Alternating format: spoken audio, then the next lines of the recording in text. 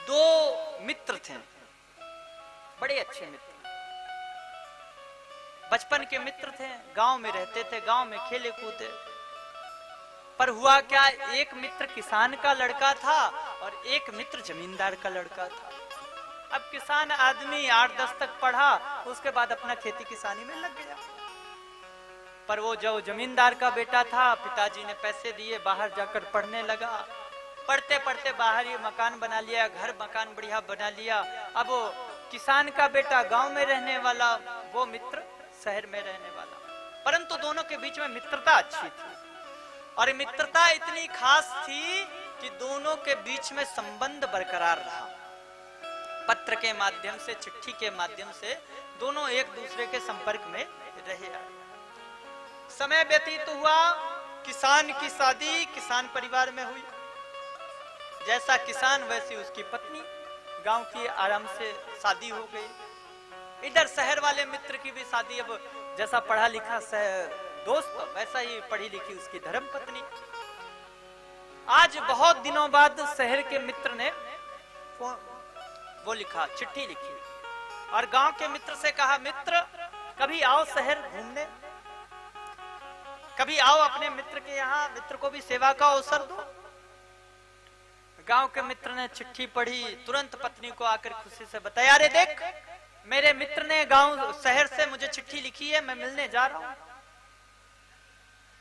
पत्नी ने कहा, ठीक है, हम मित्र के यहाँ जा रहे हो तो जरूर जाओ। उसने भी वो पोटली में कुछ गांव की सामग्री बांध दी और भेज दिया। अब गांव का बेचारा कम पढ़ा लिखा आदमी, पहले तो उसने वो पत्र से उसका एड्रेस वेड्रेस लिया, पहुंच गया बड़े शहर। अब वो गांव में कभी आज तक गांव से बाहर कदम न रखा, मित्र के प्रेम में वो शहर चला तो गया। अब जैसे ही शहर में पैर रखा तो बड़ी बड़ी बिल्डिंगें देख के उसका दिमाग खराब हो, अरे भाई इतनी ऊंची ऊंची बिल्डिंग कहीं गिर ना जाए। देखिए गांव के लोग जो होते हैं ना, बड़े भोले होते हैं, भोले स्वभाव के। और ठाकुर जी को, हमारे शिव जी को पसंद क्या है, भोलापन। होशियार लोग तो भगवान को पसंद ही नहीं, होशियार लोगों को भगवान कह देते हैं साइड चलो, बाहर निकलो। क्यों? क्योंकि भगवान को भोलापन पसंद है। और गांव के लोग क्यों पसंद होते हैं? क्योंकि गांव के लोग बड़े भोले होते हैं। एक हमारे साथ एक गांव के पंडित जी गए थे, बेचारे गांव में ही रहते थे, शहर आना जाना नहीं होता था, पर पंडिताई अच्छी कराते थे। तो हम जब भी जाया करें तो हम लोगों को मिले तो मोबाइल में देखते थे, बच्चे लोग दिखा देते थे। तो वो हमसे बोले, महाराज हमें भी ले चलो, हमें भी ले चलो। उस समय दिल्ली में कथा थी, ले चले उनको और लेके गए। तो अब 10-10 मंजिल में सबके घर रहते, फ्लैट रहते, लेके नीचे से ऊपर गए। वहां तो वो चुप रहे भाई, क्योंकि वो खड़ी हिंदी ज्यादा बोल भी नहीं पाते थे, देहाती बेचारे पंडित, तो वो कुछ ज्यादा बोलते भी नहीं थे।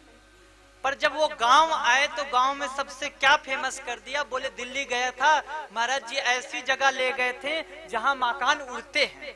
अब बताओ, उनके मन में ये आया कि ये लिफ्ट जो लगी है ये उड़ती है, वहां दिल्ली वगैरह में मकान सब उड़ते हैं। उन्होंने पूरे गांव वालों को, और देखो गांव के लोग जो होते हैं ना, वो बड़े ही अपनी बात में एकदम टिक जाते हैं, नहीं है तो है।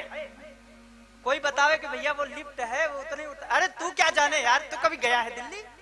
अरे हम हो क्या, महाराज जी के साथ गए थे, महाराज जी बड़े बड़े सेठों के यहाँ लेके गए थे, उनके घर उड़ते हैं, तुम क्या जानो।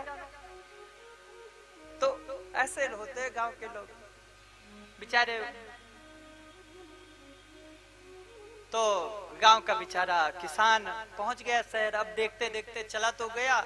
अब जो ही बिल्डिंग देखे तो मन में विचार करे, कहीं ये बड़ी वाली बिल्डिंग गिर ना जाए कि मैं दब जाऊं। किसी तरह इधर उधर खोजते खोजते वो एड्रेस वेड्रेस दिखा के पहुंचा मित्र के घर। मित्र मिला, तुरंत गले से लगाया, आ मित्र आ, बैठ। ले गया अपने घर में, बढ़िया सुंदर उसका कोठी बंगला बना हुआ, बढ़िया बड़े बड़े सोफा लगे हुए। अब महाराज वो ठहरा गांव का किसान खटिया में बैठने वाला, पकड़ के हाथ और सोफा में बिठाया। जैसे ही वो तेजी से बैठा तो 2 हाथ ऊपर उछला। पहले तो वाने इधर उधर देखी, भैया यह क्या चीज है, इसमें बैठते ही उछलते हैं।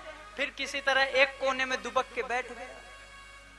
मित्र ने बढ़िया सुंदर व्यवस्था कराई। पत्नी को बोला, देख मेरा मित्र आया है, बड़ी सुंदर व्यवस्था होनी चाहिए, इतने सालों बाद आया है, मित्र की खातिरदारी में कोई कमी नहीं होनी चाहिए। ले गया, डाइनिंग टेबल पर बिठाया।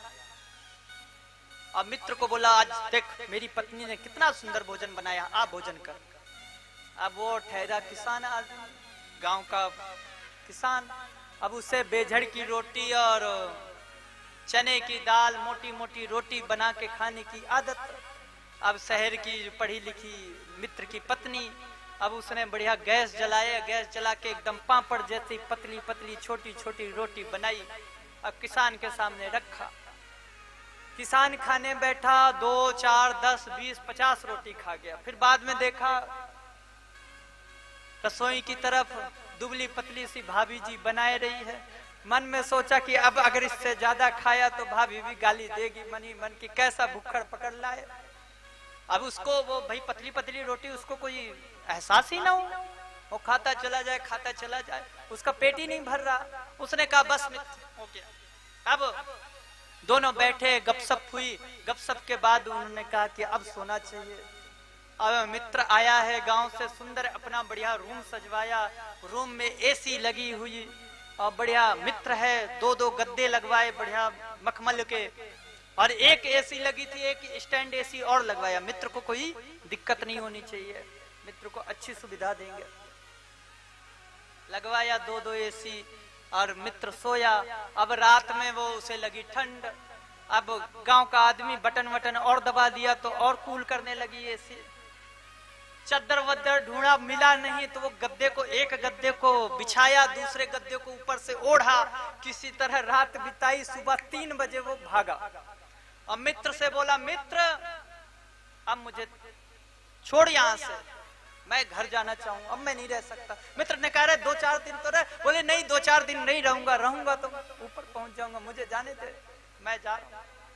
मित्र भागा और भाग के पहुंचा अपने गांव। गांव में पत्नी ने पूछा, मित्र कैसा है? बोले महान नरक में है। बोले जिंदगी है कोई? ना जीने का ढंग, ना खाने का ढंग, ना रहने का ढंग, महानरक में है। मित्र को आज गांव के मित्र ने चिट्ठी लिखी और लिखा, बोला आ कभी गांव और देख हमारी मेहमान नवाजी, हम क्या मेहमान नवाजी करते हैं। अब भाई शहर का मित्र सुना, बोला ठीक है, मित्र बुलाया तो जाएंगे। उसने निकाली अपनी मर्सिडीज, पहुंचा। जैसे ही गांव पहुंचा तो एक ही खेत में जाके उसकी गाड़ी घुस गई। अब भाई शहर का रोड और गांव के रोड में अंतर। जैसे ही वो निकला, देखा गाड़ी फंस गई, गाड़ी से किसी तरह बाहर निकला और निकला तो पूरा का पूरा उसका पैर कीचड़ में घुस गया। अब महाराज गांव के कुत्ते भी गांव के लोगों को देख देख के आदी हो गए। अब पहली बार उन्होंने सूट बूट वाला आदमी देखा, सोई गांव के सारे कुत्ते उसके पीछे पड़ गए। अब भागा आगे आगे, वो शहर वाला मित्र भागा, पीछे पीछे कुत्ते भागे, गिरते पड़ते, कपड़े आधे फटे आधे पहुंचे और पहुंचा मित्र के घर। मित्र ने तुरंत गले से लगाया और घर में बिठाया, बिठाकर भोजन कराने बिठाया। अब गांव की जैसा किसान वैसा किसान की पत्नी। किसान ने कहा, देख आज मेरा मित्र आया है शहर से, बढ़िया इसको अच्छा भोजन करा। पत्नी ने तुरंत बेझड़ की रोटी बनाई, सरसों का साग बनाया और माया फुल घी भर के और 1 कटोरा घी डाल के बढ़िया रोटी सब्जी आदि दिया मित्र के सामने। मित्र ने जैसे ही रोटी तोड़ने को किया, वो रोटी टूटे ही ना, दांत से पकड़ के जोर से तोड़ा, 2 दांत उसके उसी में रह गए रोटी में। जैसे तैसे रोटी टूटी, कैसे कैसे करके वो खाया। अब खाने के बाद आई सोने की बारी। मित्र ने खाट उठाई और ले जाके पेड़ के नीचे डाल दी, ले मित्र सो। अब वो एसी कमरे में सोने वाला, कमरा बंद करके सोने वाला व्यक्ति अब डाल दिया मैदान में खटिया। अब मित्र रात में लेटा और लेट के जैसी आंख खुली, ऊपर पेड़ हिलते हुए दिखे उसे। अब जिंदगी भर में जितने भी हॉरर मूवी देखे थे, सब के सब सीन दिमाग में चल रहे।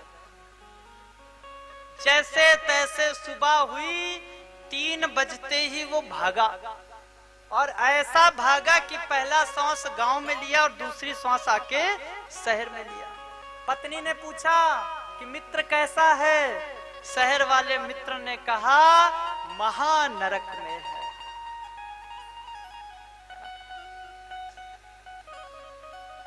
अब मन में विचार करो, नरक में कौन है, स्वर्ग में कौन है? मन की कल्पना, मन की आवश्यकताओं ने हमें इतना ज्यादा अपने वशीभूत कर दिया है कि हमने जिसे सुख माना है वो सुख है ही नहीं। वास्तविक में, वास्तविकता में सुख है ही नहीं। जिस सुख के पीछे हम भाग रहे हैं वो सुख है ही नहीं।